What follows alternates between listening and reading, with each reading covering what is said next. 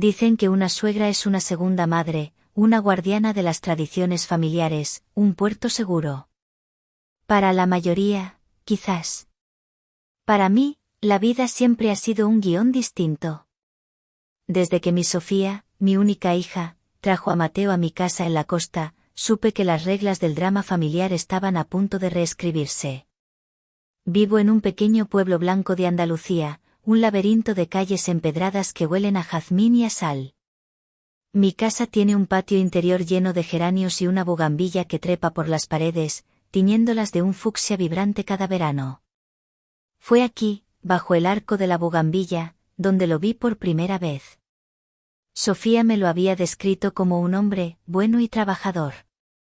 Qué palabras tan simples, tan insuficientes. Mateo no era simplemente bueno. Tenía una calma en la mirada, una solidez en su postura que contrastaba con la energía nerviosa de mi hija.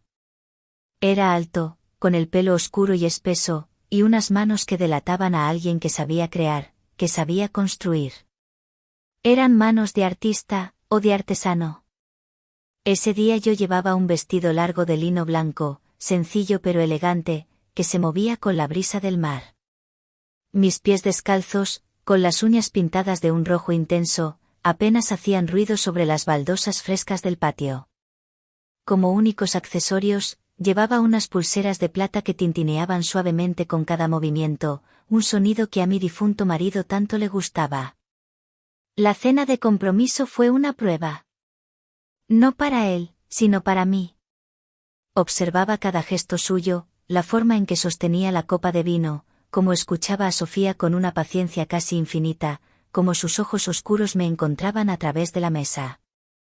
No era una mirada de yerno a suegra. Era una mirada de hombre a mujer. Una que me desarmó por completo. Mientras mi hija hablaba sin parar de sus planes, de la boda, de la casa que querían comprar, Mateo y yo manteníamos una conversación silenciosa. Un juego de miradas que me hizo sentir viva de una forma que había olvidado. Mi Sofía tiene un carácter fuerte, le dije en un momento en que nos quedamos a solas en la cocina, mientras yo preparaba el café. Él estaba apoyado en el marco de la puerta, observándome.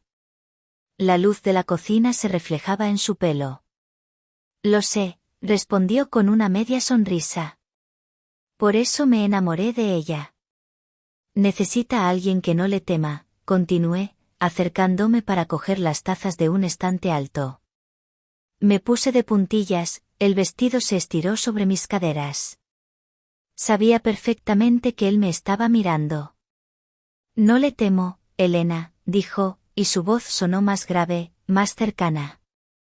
Se movió para ayudarme, su cuerpo alto y fuerte se colocó detrás del mío. No me tocó, pero sentí el calor que emanaba de él, su olor a limpio y a algo más, algo masculino y adictivo. Su mano se extendió junto a mi cabeza para alcanzar la taza, y por un instante su antebrazo rozó mi pelo. Contuve la respiración. El tintineo de mis pulseras fue el único sonido que rompió el silencio. Pero a usted, susurró, su aliento cálido cerca de mi oído, a usted sí que hay que tenerle respeto.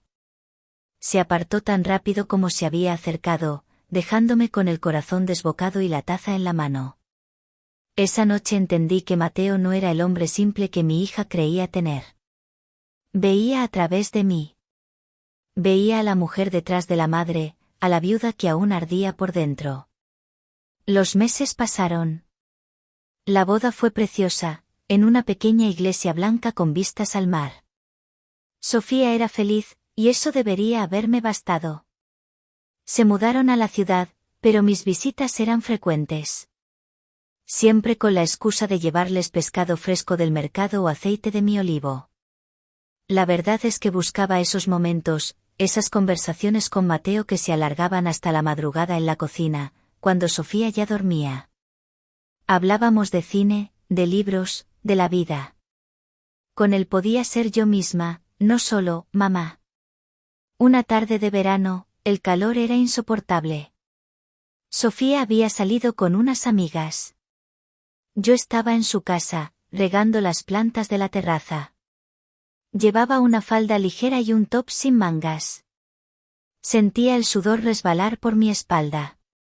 Mateo llegó del trabajo, con la corbata aflojada y la camisa remangada, mostrando sus antebrazos fuertes y bronceados. «¡Qué calor!», dijo, dejándose caer en una silla. «Insoportable», confirmé, girándome para mirarlo. Me quité las sandalias de tacón alto, masajeando mis pies cansados. Era un gesto inocente, pero sentí su mirada fija en ellos, en el arco de mi pie, en el rojo brillante de mis uñas. Noté cómo tragaba saliva. «¿Quieres algo fresco?». «He preparado limonada», ofrecí, caminando descalza hacia la cocina. Él me siguió. Mientras servía la bebida, un mechón de pelo se me escapó y cayó sobre mi cara. Mateo, que estaba a mi lado, levantó la mano y, con una delicadeza que me sorprendió, apartó el mechón y lo colocó detrás de mi oreja. Sus dedos rozaron mi piel, una caricia fugaz y eléctrica que me erizó la piel. Nuestros ojos se encontraron y, por un segundo, el mundo entero se detuvo. En su mirada vi deseo, confusión y algo más, un peligro delicioso. Sabía que estaba jugando con fuego. Sabía que cada mirada, cada roce accidental, cada palabra con doble sentido era un paso más hacia un abismo del que ninguno de los dos podría salir. Pero el riesgo, la sensación de estar al borde del precipicio, era embriagadora. Él era el yerno perfecto, el marido devoto de mi hija. Y yo era su suegra. Pero en esos momentos robados, éramos ampliamente un hombre y una mujer atrapados en una tensión prohibida, un juego silencioso que ambos sabíamos que, tarde o temprano, tendríamos que jugar hasta el final.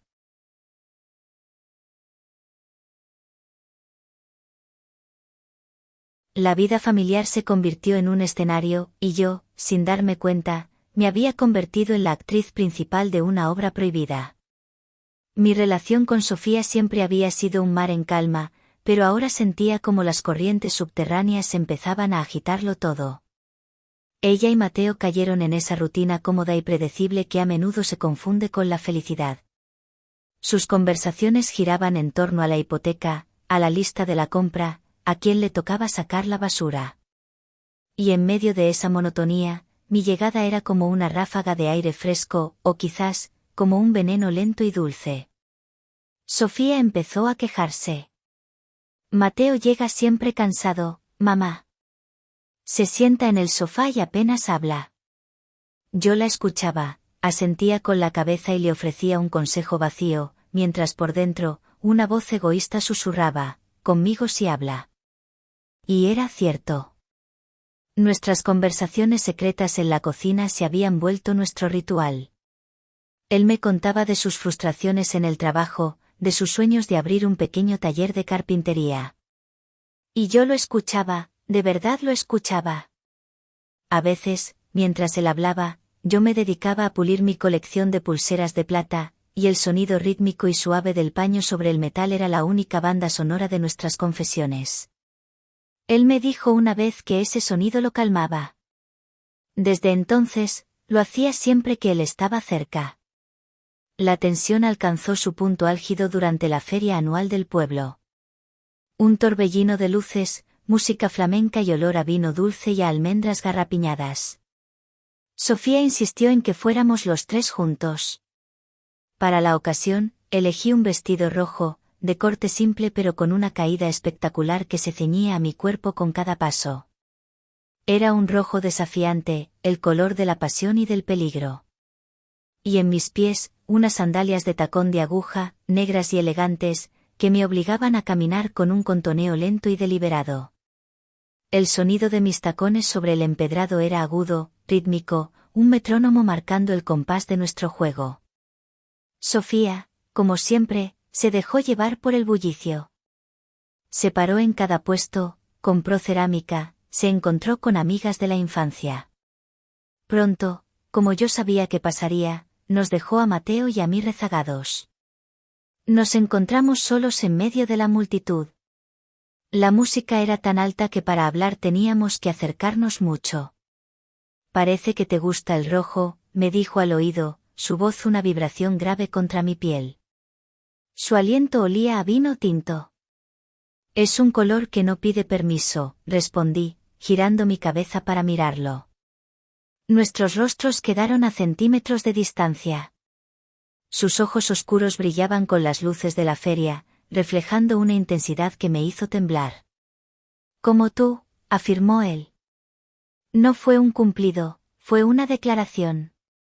En ese momento, la multitud nos empujó y acabamos en una de las callejuelas estrechas y silenciosas que se alejaban de la plaza principal. La música de la feria se convirtió en un murmullo lejano. Solo se oía el tintineo de mis pulseras y el eco de mis tacones.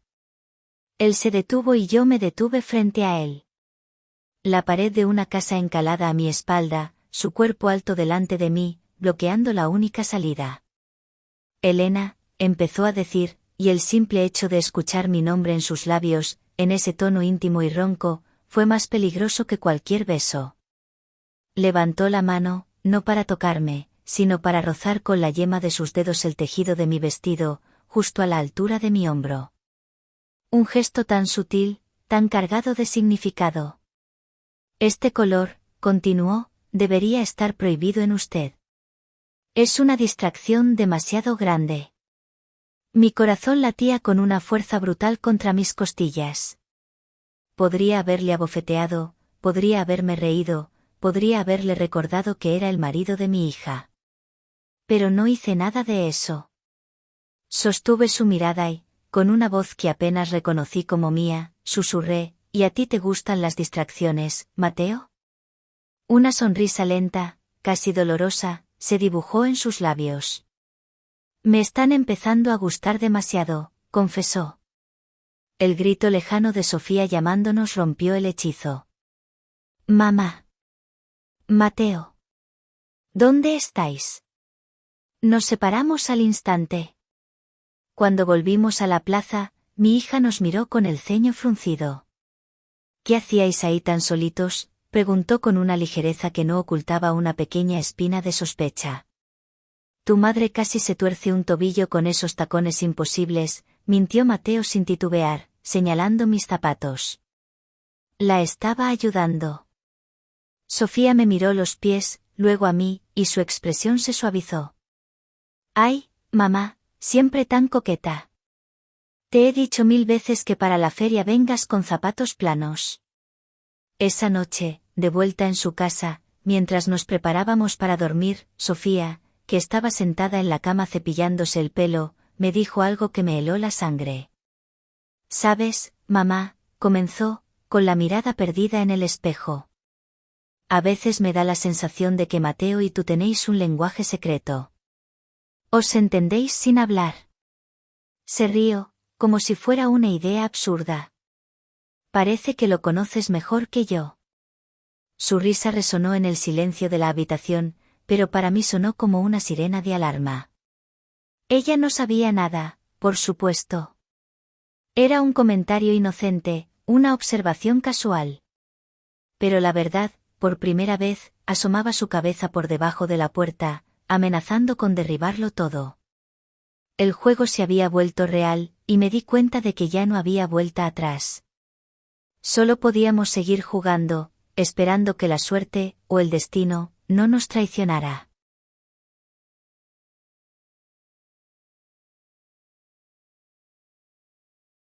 Las palabras de Sofía, aunque dichas al aire, se instalaron entre Mateo y yo como un muro de cristal. Podíamos vernos, sentir la presencia del otro, pero el miedo a ser descubiertos nos obligó a dar un paso atrás. Durante las siguientes semanas, evité quedarme a solas con él. Inventaba excusas para marcharme antes de que Sofía saliera, mantenía nuestras conversaciones breves y superficiales, siempre en presencia de mi hija. Era una tortura. Cada mirada que nos lanzábamos a través de la mesa del comedor estaba cargada de preguntas sin respuesta y de un anhelo que se hacía más fuerte con la distancia impuesta. Él lo entendió. También se volvió más cauto, más distante. La tensión no desapareció, simplemente cambió de forma, del juego excitante pasó a ser una cuerda a punto de romperse. Pero el destino, o quizás el diablo, tiene un retorcido sentido del humor. Una llamada de Mateo en mitad de la noche lo cambió todo. Sofía se había caído por las escaleras de casa. Nada grave, por suerte, pero sí un esguince de tobillo muy doloroso y la orden estricta del médico de guardar reposo absoluto durante al menos 2 semanas.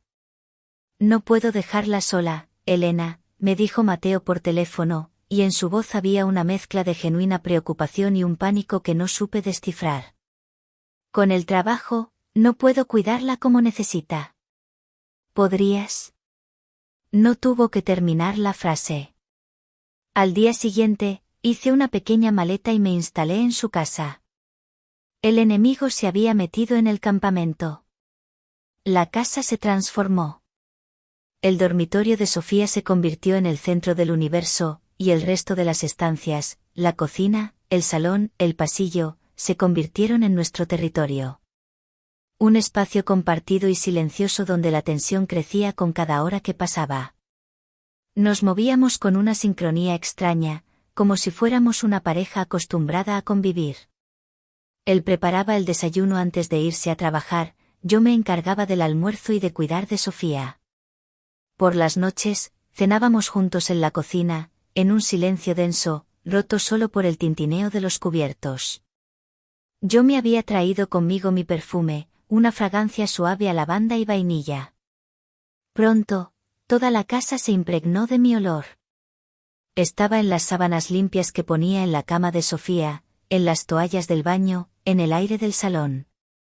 Era mi forma de marcar el territorio, de recordarle a Mateo, incluso cuando yo no estaba en la habitación, que su casa ya no era solo suya. Era una invasión sutil y deliberada. Una tarde, mientras cambiaba las sábanas de la cama de matrimonio, él entró en la habitación para buscar unos papeles. Sofía dormía la siesta. Yo estaba inclinada sobre el colchón, alisando la tela con la palma de la mano. Llevaba un vestido sencillo de algodón y el pelo recogido en un moño informal. Al levantar la vista, me encontré con su mirada clavada en mí. No miraba mi cara, sino la curva de mi espalda, el movimiento de mis manos sobre la cama que él compartía con mi hija. Se quedó paralizado por un instante, como si la escena doméstica que estaba presenciando fuera, en realidad, la más íntima y prohibida de todas. No dijo nada. Cogió sus papeles y salió, pero yo sentí el peso de su deseo como si me hubiera tocado. La vulnerabilidad llegó una noche, al final de la primera semana. Estábamos agotados. Sofía había tenido un día malo, con mucho dolor. Después de que por fin se durmiera, nos sentamos en el salón con las luces apagadas, solo iluminados por el resplandor de la televisión sin volumen. Mateo se sirvió un whisky y yo una copa de vino. A veces siento que no soy suficiente, confesó de repente, con la voz rota por el cansancio. Para ella, para el trabajo, para nada. Miraba el vaso entre sus manos, esas manos fuertes que ahora parecían frágiles. Dejé mi copa en la mesa y me acerqué a él. Me senté en el brazo de su sillón, una proximidad atrevida y reconfortante a la vez. Puse mi mano sobre su hombro, un gesto que pretendía ser maternal, pero que no lo fue en absoluto. Eso no es verdad, Mateo, le dije en un susurro. Eres el hombre más fuerte que conozco. Él levantó la vista, sus ojos oscuros y profundos encontraron los míos en la penumbra. Y entonces hizo algo que lo rompió todo. Se inclinó hacia adelante y apoyó su frente en mi hombro. No fue un abrazo, fue una rendición. Sentí su respiración cálida a través de la tela de mi blusa, el peso de su cabeza, de toda su confianza, depositado en mí. Mis dedos, casi por voluntad propia, se deslizaron de su hombro a su nuca, acariciando su pelo espeso. Fue un instante, apenas 5 segundos, pero en ese breve contacto se selló un pacto de intimidad que ninguna palabra podría describir. Se apartó lentamente, con la mirada cargada de una emoción que me asustó y me embriagó a partes iguales. Gracias, Elena, musitó. La segunda semana pasó en una neblina de miradas robadas y roces accidentales en el estrecho pasillo. La recuperación de Sofía nos devolvía lentamente a la realidad, y con ello, el peligro inminente de ser descubiertos. La noche antes de mi partida, cuando ya todo parecía volver a la normalidad, sucedió. Eran más de las 12. Mateo y yo estábamos en la cocina, recogiendo los últimos vasos, sin hablar. La puerta se abrió de repente. Era Sofía, apoyada en una muleta, con el pelo revuelto y los ojos somnolientos. Se había levantado a por un vaso de agua. Nos quedamos congelados. Estábamos de pie, uno frente al otro, demasiado cerca. La mano de Mateo, que iba a coger un paño, se había quedado suspendida en el aire, a milímetros de la mía. Sofía nos miró. Su mirada viajó de mi rostro al de Mateo, y luego al pequeño espacio que nos separaba. El silencio se podía cortar con un cuchillo. Yo esperaba un grito, una acusación, un llanto. Pero ella solo ladeó la cabeza, y en su cara se dibujó una expresión de extraña confusión. «¿Qué hacéis despiertos tan tarde?», preguntó. Su voz no era acusadora, sino genuinamente curiosa, casi infantil. Y esa normalidad, esa inocencia en su tono, fue mucho más aterradora que cualquier grito. Porque en sus ojos vi una pequeña semilla de duda, una pregunta que aún no sabía cómo formular, pero que, yo lo sabía, acababa de ser plantada.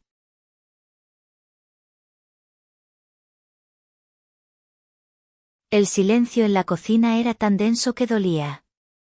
La pregunta inocente de Sofía flotaba en el aire como una sentencia. Fue Mateo quien reaccionó primero, con una calma que me heló la sangre. Se apartó de mí, caminó hacia la nevera y sacó una botella de leche. «Tu madre y yo no podíamos dormir», dijo, su voz sonaba completamente natural. «Estábamos planeando una pequeña cena para celebrar que ya casi estás bien. Pero queríamos que fuera una sorpresa». Se giró y le sonrió a Sofía, una sonrisa tan perfecta y tranquilizadora que por un momento hasta yo misma le creí. Sofía parpadeó, procesando la información. Una pequeña sonrisa cansada apareció en sus labios. «Ah, sí», dijo en un murmullo. «¿Una sorpresa para mí?». La duda en su mirada se disipó, reemplazada por un brillo de afecto. La mentira había funcionado. Pero mientras Mateo le servía la leche y la ayudaba a volver a la cama, yo supe que no habíamos apagado el fuego, solo lo habíamos cubierto con una fina capa de ceniza. Y bajo esa ceniza, las brasas ardían más que nunca. Dejé su casa al día siguiente, pero algo había cambiado para siempre. Sofía ya no era la misma. Su recuperación física trajo consigo una nueva agudeza, una mirada observadora que antes no tenía. Empezó a tender pequeñas trampas, tan sutiles que solo yo podía reconocerlas. Dejaba su móvil, olvidado, en el salón cuando yo iba de visita. Hacía preguntas capciosas sobre el pasado de Mateo, dirigiéndose a mí en lugar de a él. «Mamá, ¿tú crees que a Mateo le gustan las mujeres mayores? Siempre dice que admira tu elegancia». Lo decía con una sonrisa, pero sus ojos eran dos pequeños bisturíes que intentaban abrirme en canal. Yo me volví un manojo de nervios. Cada llamada, cada visita, era un campo de minas. Intenté alejarme, poner distancia, pero Mateo, en lugar de volverse más cauto, se hizo más temerario. El peligro parecía excitarlo. Empezó a buscarme, a crear momentos de riesgo. Me llamaba por teléfono con excusas laborales solo para escuchar mi voz. Un día, se presentó en mi casa sin avisar, con la excusa de que tenía que arreglar una estantería. Mientras yo le sujetaba los tornillos, su mano rozaba la mía deliberadamente, y su mirada me quemaba la piel. «Tenemos que parar esto, Mateo», le dije una tarde, después de que me llevara en coche a hacer unos recados. La tensión era insoportable. Yo conducía, mis manos enfundadas en unos finos guantes de cuero color coñac, un pequeño lujo que me permitía sentir el control, aunque mi mundo se estuviera desmoronando. «Sofía sospecha algo. Nos está observando». Vamos a destrozarla. Él no respondió. Simplemente alargó la mano y la posó sobre la mía, que descansaba en la palanca de cambios. El contacto de su piel cálida sobre el cuero frío de mi guante fue como una descarga eléctrica. Apretó mi mano con una fuerza suave pero firme, una posesión silenciosa. Mírame, Elena, dijo en voz baja. Aparté la vista de la carretera por un segundo para encontrarme con sus ojos. Había una seriedad en ellos que nunca antes había visto. Para mí, esto no es un juego, dijo, su voz era un murmullo grave y profundo. Y creo que nunca lo fue. No puedo parar. Y sinceramente, no quiero. Su confesión me dejó sin aire. Ya no había dobles sentidos ni miradas furtivas. Lo había dicho. Había puesto nombre a nuestro abismo, y ahora me invitaba a saltar con él. El resto del trayecto lo hicimos en un silencio cargado de todo lo que no nos atrevíamos a decir. Cuando me dejó en casa, antes de que pudiera salir del coche, me sujetó por la muñeca. El viernes por la noche, susurró. Sofía va a cenar con sus amigas del trabajo. Estará fuera hasta tarde. Ven a casa. Por favor. No era una pregunta, era una súplica. Pasé los siguientes 2 días debatiéndome entre la razón y el deseo. Sabía que era una locura, un suicidio. Pero la idea de volver a esa casa, de tenerlo solo para mí, aunque fuera por unas horas, era una tentación demasiado poderosa. El viernes por la tarde, Sofía me llamó, su voz sonaba alegre y despreocupada. Mamá, esta noche salgo, por fin. No me esperéis despiertos, llegaré tarde. Era la confirmación, la invitación final. Esa noche, me puse el vestido negro más sencillo que tenía. Sin joyas, sin perfume. Solo yo. Cuando llegué a su casa, él ya me esperaba. La puerta estaba entreabierta. Dentro, las luces estaban bajas y sonaba una música suave. No dijimos nada. Las palabras ya no eran necesarias. Me acerqué a él y él se acercó a mí. Puso sus manos en mi cintura, atrayéndome hacia él con una urgencia que me robó el aliento. Y entonces me besó. No fue un beso tierno. Fue un beso desesperado, hambriento, un beso que llevaba meses contenido. Fue el sabor del vino en sus labios, el calor de sus manos en mi espalda, la rendición absoluta a todo lo que habíamos intentado negar. Mis manos se enredaron en su pelo, atrayéndolo más cerca, perdiéndome en un torbellino de sensaciones prohibidas que borraban la culpa, el miedo y el nombre de mi propia hija. Era un abismo, y por fin, había saltado. Estábamos en el pasillo, a medio camino entre la puerta y la oscuridad del salón, cuando lo oí.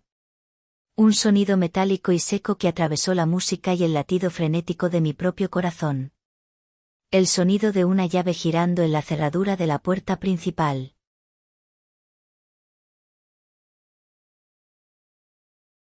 El sonido de la llave fue el disparo de salida de una carrera contra la aniquilación. No hubo tiempo para pensar, solo para reaccionar. En un movimiento brutal y silencioso, Mateo me empujó hacia la pequeña y oscura habitación que usaban como despacho, cerrando la puerta justo un segundo antes de que la principal se abriera por completo. Caí en la oscuridad, con el corazón intentando salirse por la boca y el sabor de su beso todavía quemándome los labios. El clic de la puerta que se cerraba a mi espalda fue el sonido de mi propia tumba sellándose. A través de la madera, oí la voz de Sofía, y me encogí como si sus palabras fueran golpes. Pero no había ira en su tono, sino una profunda tristeza. Se canceló todo, dijo, con la voz ahogada. Laura y yo hemos discutido. Ha sido horrible. Escuché el sonido de sus zapatos al caer al suelo, el murmullo reconfortante de la voz de Mateo, una voz que segundos antes me había susurrado promesas prohibidas y que ahora mentía con una facilidad pasmosa.